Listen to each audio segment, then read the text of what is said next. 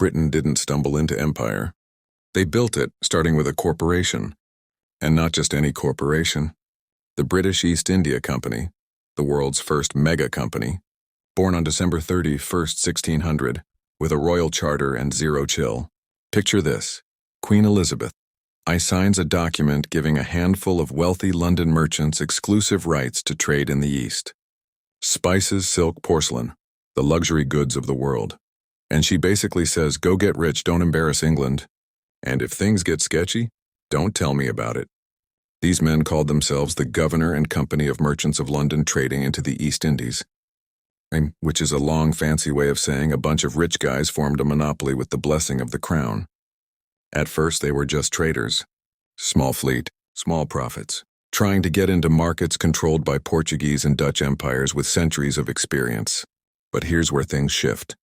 The company didn't compete like a business. It competed like a gang. It started hiring soldiers, buying cannons, building forts. And by the mid-1600s, the British East India Company wasn't just trading spices, it was acting like a miniature country with its own army.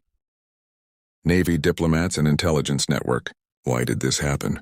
Because the company realized something. Trade is easier when you can blow up the competition. So they went from merchants to warlords. Meanwhile, in London, Parliament loved the money. Investors loved the dividends. The Crown loved the growing power overseas. And the company kept expanding.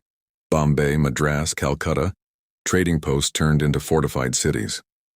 Local rulers forced into deals they didn't understand. And every year the profits got bigger. By the early 1700s, the British East India Company wasn't just successful, it was untouchable. The most powerful corporation on earth. But here's the twist. It didn't truly explode into empire building until one man stepped onto the stage, a guy who turned the company from a business into a conquering machine. And that's part 7.